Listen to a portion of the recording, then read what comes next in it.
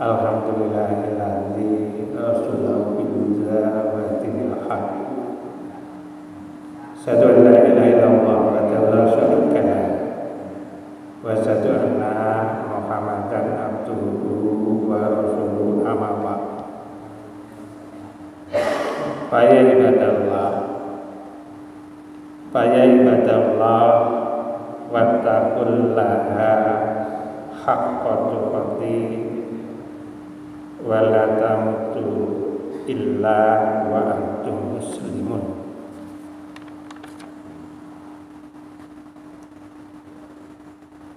A'udzu billahi minasyaitonir rajim. Bismillahirrahmanirrahim. Tabarakalladzi biyadihil mulku wa huwa ala kulli syai'in qadir. Wa isqala rabbuka lil malaikati ja'ilun fil ard khalifah. Qul innamal ilmu indallahi wa innama ana nadhirul mubin. Shadaqallahu azim. Alhamdulillah wa syukurillah, segala puji bagi Allah yang telah menurunkan Al-Quran melalui Rasulullah Muhammad sallallahu alaihi wasallam sebagai petunjuk bagi umat manusia. Alhamdulillahi Rabbil alamin atas nikmat yang detik ini, saat ini oleh Allah diberikan kepada kula panjenengan yang bisa meluangkan sedikit waktu untuk mencari tambahan ilmu. Mudah-mudahan sedikit apapun ilmu akan bermanfaat, khususnya bagi pribadi, umumnya bagi panjenengan yang dirahmati oleh Allah, yang dimuliakan oleh Allah. Sholawat salam yang selalu kita aturkan kepada baginda Rasulullah Muhammad sallallahu alaihi wasallam sebagai pembawa risalah Islam untuk membimbing umat-umatnya. Dengan satu harapan, kula panjenengan paling tidak bisa melaksanakan sunnah-sunnahnya, bisa menegakkan sunnah-sunnahnya, sehingga di yaumul hisab kita adalah bagian dari umatnya. Amin Allahumma amin. Jamaah ibu bapak yang dirahmati oleh Allah, pemirsa di mana saja yang bisa melihat, mendengar apa yang saya sampaikan. Saya masih melanjutkan tema kajian, yaitu Islam rahmatan lil alamin. Sebagai pengantar, Allah Subhanahu wa taala menggambarkan bahwa Dia Muhammad itu ditugasi oleh Allah membawa rahmat bagi seluruh alam. Kalau bahasa tulungagungnya, rahmatun minallah itu sebetulnya sederhana. Wong cilik bisa geguyu. Ada 3 hal yang perlu kita pahami untuk mempermudah dan mengerti serta mengerti maknanya, bahwa Islam rahmatan lil alamin itu yang pertama kita pahami, paling tidak kita harus mempunyai bekal ilmu. Thalabul ilmi faridatun ala kulli muslim yarfa'il ladzina na'amanu minkum walladzi utul ilma darajat. Yang kedua, Islam sebagai rahmatan lil alamin itu bahwa ketika kita memahami konsep apa itu Islam, maka paling tidak kita harus bisa menahan emosi. Yang ketiga, untuk menerima menyampaikan Islam rahmatan lil alamin itu paling tidak kita harus hati-hati dalam ucapan, hati-hati dalam perbuatan, dan hati-hati dalam tindakan. Ibu bapak yang dirahmati oleh Allah, gambaran secara umum tafsir Ibnu Katsir Al-Misbah bahwa rahmatan lil alamin itu adalah istilah Qur'ani yang diyakini umat Islam sebagai salah satu korektor atau salah satu pembawa risalah yang sangat penting bagi ajaran Islam itu sendiri. Tafsir yang lain, rahmatan lil alamin itu adalah Islam hadir itu membawa kedamaian. Islam hadir itu membawa risalah alam. Itulah ibu bapak yang dirahmati oleh Allah, makna secara umum dan makna-makna yang lain yang saya kutip dari beberapa tafsir. Ibu bapak yang dirahmati oleh Allah, ketika konsep yang sangat sederhana tadi bahwa wong cilik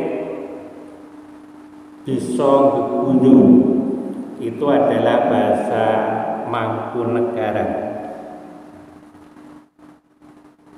Saya ambil 3 contoh bahwa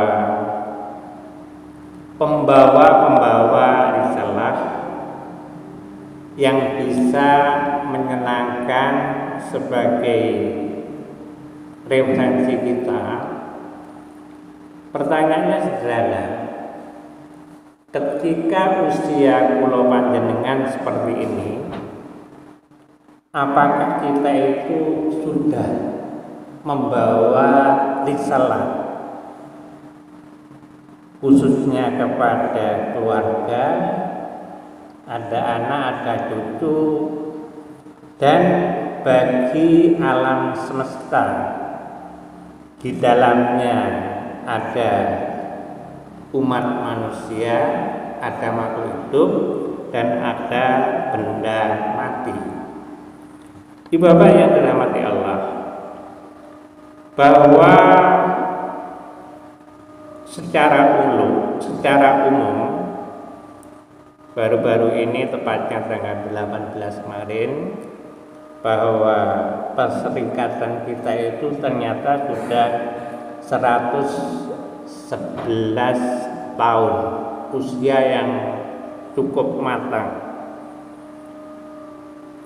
Secara umum pimpinan pusat Muhammadiyah itu mengambil tema ikhtisar menyelamatkan alam semesta.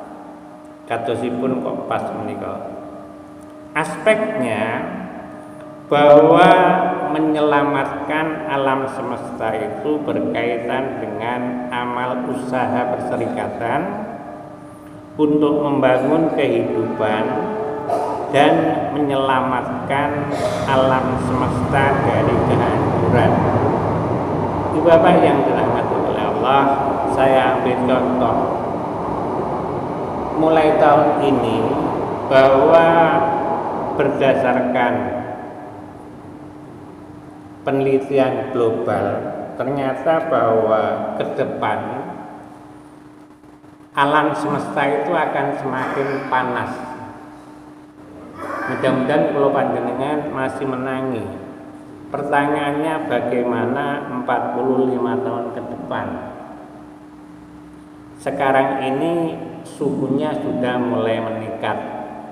Maka di sini bahwa ikhtisar menyelamatkan alam semesta dengan satu aspek menyelamatkan alam semesta berkaitan dengan amal usaha untuk membangun kehidupan dan menyelamatkan alam dari kehancuran dengan satu tujuan apakah dalam berorganisasi dan kehidupan secara individu kita sudah bisa bermanfaat, khususnya bagi alam dan umumnya bagi orang lain. Bapak yang dirahmati oleh Allah, ketika Islam rahmatan lil alamin tadi dengan satu konsep bahwa masyarakat bisa geguyu, saya mengambil beberapa aspirasi dari beberapa tokoh yang kemarin sudah saya singgung. Yang pertama adalah Bung Hatta dengan sepatu belingnya. Yang kedua Yayadi A.R. Fakhrudin, kemudian Buya Safi'i Ma'arif. Ketiga ini kelasnya masih nasional, artinya sekupnya masih sekup di Indonesia. Dan nanti saya ambil inspirator dari Umar bin Khattab, salah satu khalifah dan pedagang susu. Bapak yang dirahmati oleh Allah, sekelas Bung Hatta yang waktu itu adalah sebagai wakil presiden, yang kemarin sudah saya angkat Bu Hattanya. Nah sekarang Bung Hatta ini mempunyai kisah yang menarik. Kelasnya seorang wakil presiden, ada sepatu merek Deli, Bapak yang dirahmati Allah, ini adalah buatan Itali dan itu harganya sampai sekarang pun cukup mahal. Nah, alkisah bahwa Pak Hatta ini mempunyai keinginan memakai sepatu Delinya, maka beliaunya menabung, beliaunya menabung. Nah, untuk mengangan-angan bahwa tabungannya itu cukup untuk membeli sepatu yang bermerek tadi, beliau ini hanya mengambil capnya, kemudian cap ini disimpan. Alkisah potongan cerita bahwa ternyata sampai dengan beliaunya wafat, maka belum kesampaian untuk membeli atau menggunakan sepatu Deli. Bapak yang dirahmati oleh Allah, apa yang bisa kita tarik sebagai kesimpulan? Kelasnya seorang wakil presiden pengen membeli itu saja dengan uang tabungan, maka sampai beliau wafat tak bisa membelinya. Konsepnya sangat sederhana, itulah kesederhanaan tentang Bung Hatta. Kemudian Kyai Haji A.R. Fakhrudin, A.R. itu adalah Abdul Razak Fakhrudin. Ini adalah tokoh kita yang paling lama itu memegang kendali perserikatan selama 22 tahun, dari tahun 62 sampai dengan tahun 90. Beliau ini cerdas, jenaka, nyantai, dan orangnya sangat sederhana. Alkisah di dalam buku Senyumku Senyummu yang saya baru peroleh, Pak A.R. ini sangat unik sekali dan beliau cerdas untuk menyampaikan dakwah. Ada dua cerita yang akan saya sampaikan. Yang pertama, ketika beliaunya sudah jadi ketua umum, maka ya seperti ini kajian subuh, jaraknya dari Universitas Muhammadiyah Jogja itu ya kira-kira sini Tamanan sana. Ternyata waktu itu delalah sami ngalah, kunci mobil yang untuk menjemput oleh sopirnya itu keterisut. Sehingga apa? Sehingga di situ akhirnya rapat kecil wis ndak usah ritek. Tapi ada yang nekat menghubungi Pak R ini dengan sepeda ontelnya. Kemudian Assalamualaikum mendodok, demikian Pak R ternyata sudah menanti. Nah, maksud si penjemput dengan sepeda ontel ini memberitahu Pak R karena ini waktunya sudah mepet dan kita kan semua, maka kajian kita tunda. Dawe Pak R orang kudu dilaksanakan. Yang menjadi terenyuh, maka si penjemput yang menggunakan sepeda ontel ini ternyata wes saiki si ontel tak aku. Karena Pak R ini kan badannya gemuk. Jadi kula panjenengan saged ngraita sekelas ketua umum digonceng sepeda ontel. Ya kersa. Itulah kesederhanaan Pak R. Farudin. Kemudian cikal bakalnya bahwa sholat di lapangan ini Pak R ini memang cerdik, kan pernah saya ceritakan, pernah oleh Gus Dur dimintai tolong menjadi imam di Tebu Ireng. Itu sudah dulu. Nah, ini kita lanjutkan bahwa jelalahnya mertuanya Pak R. Farudin ini namanya Abu Umar. Itu adalah tokoh. Nah, sholat selalu di masjid. Kemudian nyun preso dateng Waroswa. Bayo apa lek sholat ki dile ning lapangan, sunahe ngono kok. Kemudian Pak Abu Umar ini menjawab, "Jangan ini loh. AR lek engko kira-kira masjid iku sholat sedeng baru awake mengambil langkah." Kemudian Pak R ini ternyata menghubungi beberapa orang, kemudian piye carane supaya masjid itu kebek. Ternyata betul beliau karena sangat berpengaruh dan pinter, orangnya cerdik, jenaka, luwes. Nah, akhirnya mulai saat itu, ternyata saya itu tidak sedang tenang sama masjid. Akhirnya ayo di lapangan. Itulah kunci dakwah menurut Qori Shihab, bahwa dakwah atau menyampaikan risalah itu jangan menakut-nakuti. Sampaikan dengan elegan dan seterusnya. Karena contoh-contoh yang saya ambil ini adalah contoh aspiratif. Nah, itulah cikal bakalnya bahwa Pak AR itu merintis yang namanya sholat berada di lapangan. Ibu bapak yang dirahmati oleh Allah, kemudian Buya Syafi'i Ma'arif ini potongan cerita ketika Universitas Muhammadiyah Malang sudah berdiri, kebetulan ngisi di sana, panitia itu sudah menyediakan hotel yang cukup bagus. Namun demikian beliaunya ini menghubungi kepada panitianya, aku jadi seleh hotel itu karena salah. Terus panitianya juga berpikir saat itu, apa kurang api? Ternyata tidak. Ibundanya itu dawe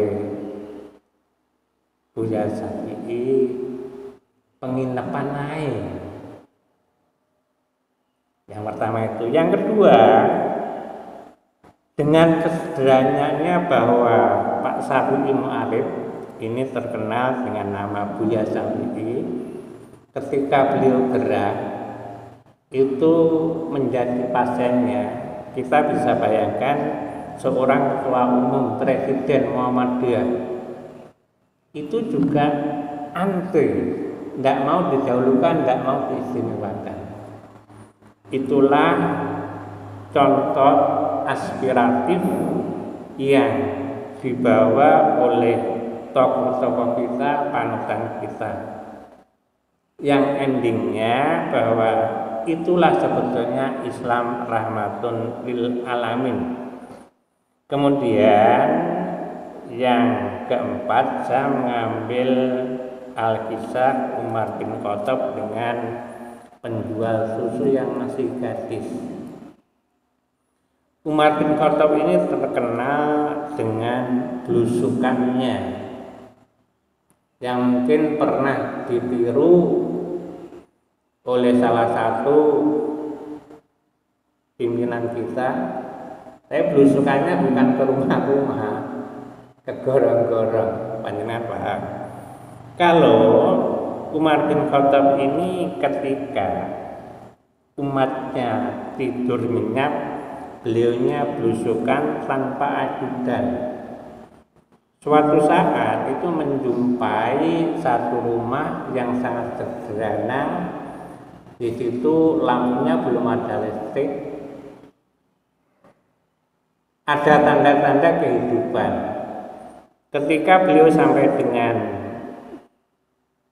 di depan rumah, itu lek cara tulung aku nguping. Ternyata di situ itu ada dialog antara ibu dan seorang gadis, rupanya janda.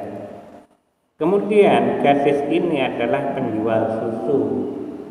Di dalam dialog itu terekam bahwa susu yang besok dijual itu tinggal sedikit.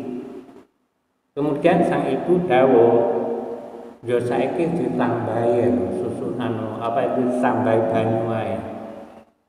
Namun demikian jawabnya sang gadis tadi apa?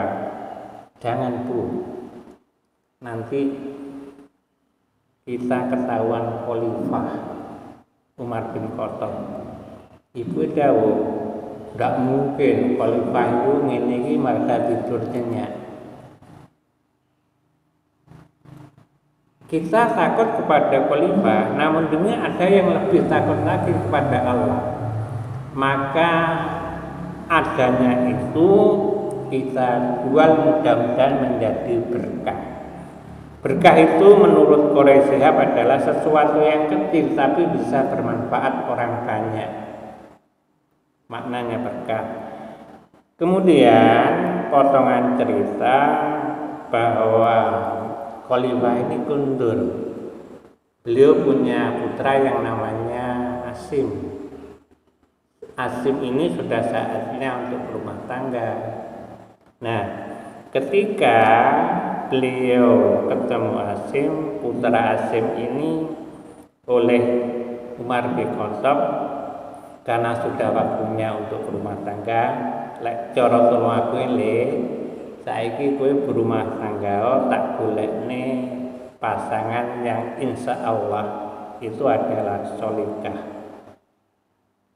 Siapa itu? Ternyata adalah gadis penjual susu tadi.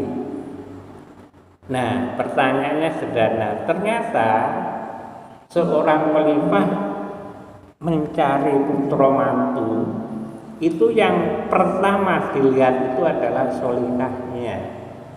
Kalau di Jawa terkenal bobot, bibit, bebet. Namun demikian yang diutamakan adalah solikah. Bapak yang dirahmati oleh Allah, kesimpulan secara umum dengan sisa hidup yang oleh Allah diberikan kepada kita ini, apakah kita sudah berbuat sesuatu kepada Islam yang Islam itu rahmatun lil alamin, utamanya berguna bagi keluarga, utamanya berguna bagi anak cucu. Syukur kalau sudah berguna bagi nusa, bangsa, dan agama. Itulah konsep sederhana dari Islam rahmatun lil alamin. Bapak yang dirahmati oleh Allah, kurang lebihnya mohon maaf. Akhirnya, assalamualaikum warahmatullahi wabarakatuh.